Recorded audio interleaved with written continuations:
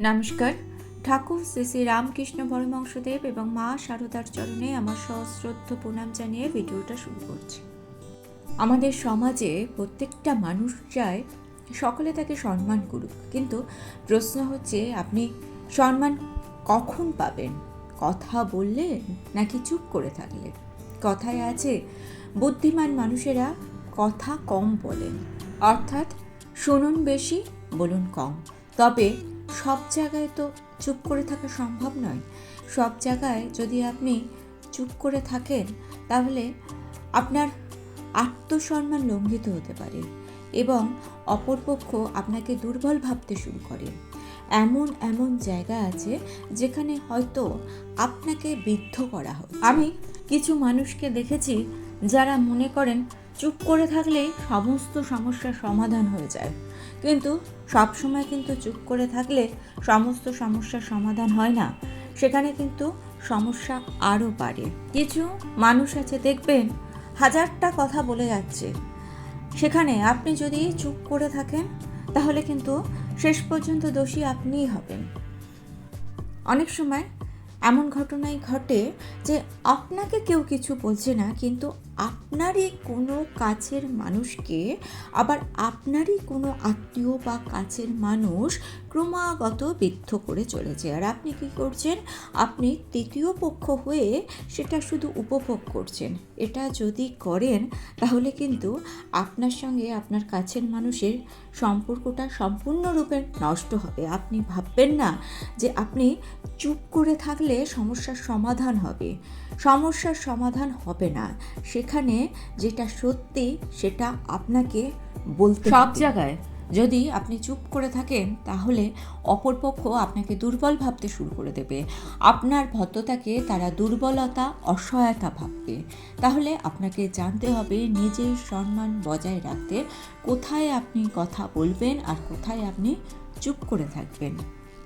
বিশেষ কিছু সময় বিশেষ কিছু স্থানে কথা বলতে হয়, আবার কিছু কিছু ক্ষেত্রে কথা না বলে কথা শোনাটাই বুদ্ধিমানের কাজ হয়।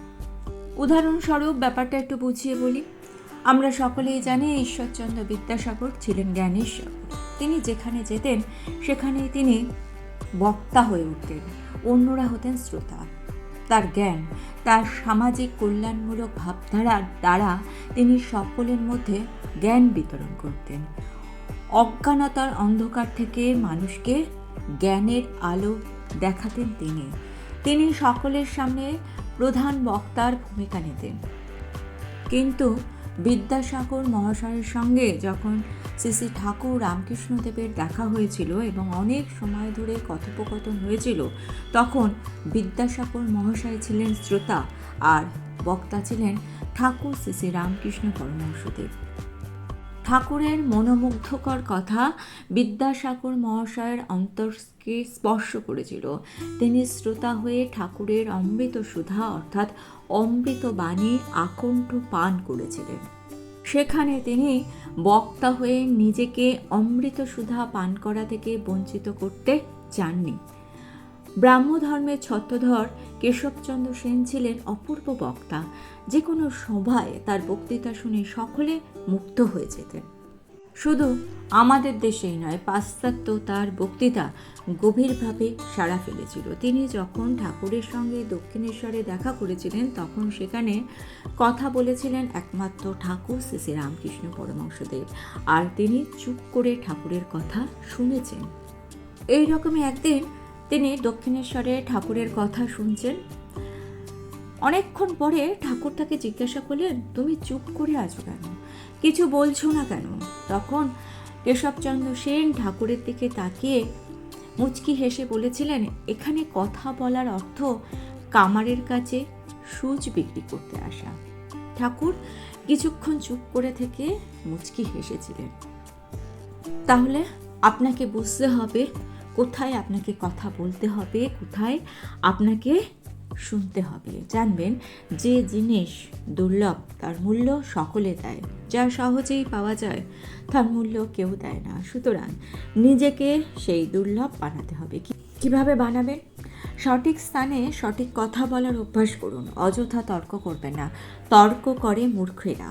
আর যারা জ্ঞানী তারা চুপ করে থাকেন, কারণ যারা জ্ঞানী তিনি জানেন জ্ঞান শোনার উপযুক্ত মানুষ আর উপযুক্ত পরিবেশের প্রয়োজন। কিছু কিছু মানুষ আছে দেখবেন, তাদেরকে বোঝাতে গেলেও তারা বোঝে না, তারা ভালো জ্ঞান নিতে পারে না, সুতরাং অযথা তাদেরকে কিছু বোঝাতে যাবেন না। দ্বিতীয়ত, আপনি চুপ করে থাকুন যখন আপনার খুব রাগ হচ্ছে, কারণ ক্রোধ হচ্ছে অগ্নির সমান, তাই সেই আগুন আপনার মধ্যে যখন সক্রিয় হবে তখন চুপ করে যান। তা না হলে আপনি যা করতে চান না আপনি তাই করে বসবেন, পরে আপনার কৃতকর্মের জন্য আপনার নিজেরই কষ্ট হবে এবং মানুষের চোখে আপনি নিচু হয়ে যাবেন, মূল্যহীন হয়ে যাবেন। তৃতীয়ত, আপনি চুপ করে থাকুন তখন যখন আপনি খুব খুশি হবেন। আবেগে ভেসে এমন কথা বলবেন না যে কথা আপনি রাখতে পারবেন না, তাই আবেগকে নিয়ন্ত্রণে রাখতে হবে আপনাকে। চতুর্থত, কোনো সমালোচনার মধ্যে যাবেন না, যেখানে সমালোচনা সেখান থেকে নিজেকে দূরে রাখুন। আর যদি সেই স্থান আপনি ত্যাগ করতে না পারেন বা ত্যাগ করা সম্ভব না হয়, তাহলে একেবারে চুপ থাকুন। আপনার যদি খুব রাগ হয়, যদি খুব দুঃখ হয়, তখন অন্যের কাছে নিজের আবেগকে, নিজের রাগকে ব্যক্ত করে না দিয়ে ঈশ্বরের কাছে আপনার মনের সমস্ত কথা, দুঃখের কথা আপনি বলুন। আপনার কথা শোনার জন্য কেউ নেই। শুনতে খুব খারাপ লাগলো, এ সংসারের সম্পর্ক যতই কাছের হোক, যতই গভীর হোক, সম্পর্কগুলো না কিছুটা স্বার্থ দ্বারা গঠিত। যখনই নিজের স্বার্থে আঘাত লাগে মানুষ কিন্তু তখনই নিজের রূপটা প্রকাশ করে। সুতরাং কারুর কাছ থেকে কোনো কিছু আশা করবেন না, এটা অবাস্তব হলেও এর থেকে বড় সত্যি না আর কিচ্ছু নেই। যাকে আপনি অপছন্দ করছেন, যার কথা আপনার ভালো লাগছে না, তাকে এমনভাবে ইগনোর করুন যে তাকে বুঝিয়ে দিন সে আপনার কথা বলার যোগ্যই নয়। এই টেকনিক আপনি অ্যাপ্লাই করে দেখুন। এই টেকনিক যদি অ্যাপ্লাই করেন তাহলে আপনি নিজে ভালো থাকবেন।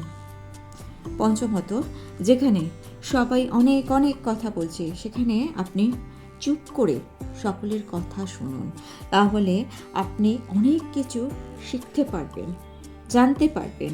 জীবনের প্রতিটা মুহূর্তকে জ্ঞান অর্জনের জন্য কাজে লাগান। জীবন থেকে অনেক কিছু কিন্তু শেখা যায়। যে শিক্ষা কোনো বই থেকে, স্কুল কলেজ থেকে পাওয়া যায় না, সেই শিক্ষা আপনি পাবেন জীবন থেকে। যে কোনো শিক্ষা যে কোনো কারোর থেকে কিন্তু আপনি শিখতে পারেন, শিখতে কোনো অসুবিধা নেই। সবাই সব কিছু জানবে এটা তো হতে পারে না। আমি জানি না, এ কথার মধ্যে কোনো লজ্জা নেই। যদি আপনার থেকে বয়সে অনেক ছোট কেউ হয়, তার থেকেও কিছু শিখতে আপনার কোনো লজ্জা থাকা উচিত নয়। জেনে নেওয়াই বুদ্ধিমানের কাজ। যে বিষয়ে আপনার পর্যাপ্ত জ্ঞান নেই সেখানে চুপ করে থাকাই শ্রেয়। তা না হলে নিজেকে আপনি সকলের সামনে হাস্যাস্পদ করে তুলবেন। আমি ব্যক্তিগত জীবনে কিছু মানুষকে দেখেছি, তারা শুধু তর্ক করার জন্যই তর্ক করে, মানে যে বিষয় একদম জানে না সেখানে ভুলভাল এমন তথ্য দিচ্ছে যে অন্যরা তাকে নিয়ে হাসাহাসি করছে। এই ঘটনাটা আপনার সঙ্গে ঘটাতে যাবেন না। এসব ক্ষেত্রে চুপ করে থাকাটাই আপনার লাভ, কারণ তাহলে আপনার জ্ঞান ক্রমাগত বাড়বে। সর্বদা মনে রাখবেন যে বিশ্ব ব্রহ্মাণ্ডের সমস্ত শক্তি রয়েছে আপনার মধ্যে এবং সেই শক্তিকে চারিদিকে ছড়িয়ে দিতে পারেন আপনি। ঠাকুর শ্রী শ্রী রামকৃষ্ণ পরমহংসদেবের কথায় স্বামী বিবেকানন্দর জীবনে যে পরিবর্তন এসেছিল সেটা কিন্তু দৃষ্টান্তমূলক একটি ঘটনা। আপনার অন্তরের শক্তিকে বাড়িয়ে তুলুন, বাইরে থেকে জ্ঞান অর্জন করুন। যত আপনি জ্ঞান অর্জন করবেন তত কিন্তু আপনার অন্তরের শক্তিও বাড়বে। আর ভিডিওটা যদি ভালো লেগে থাকে একটা লাইক দিয়ে চ্যানেলটিকে সাবস্ক্রাইব করে নিয়ে পাশে থাকা বেল আইকনটা প্রেস করে দিয়ে অল অপশানটা ক্লিক করে দেবেন, তাহলে যখনই নতুন কোনো ভিডিও আপলোড করব তার নোটিফিকেশন আপনাদের কাছে পৌঁছে যাবে। ঠাকুর ও মায়ের চরণে প্রণাম জানিয়ে আজকে এই পর্যন্তই। Thanks for watching.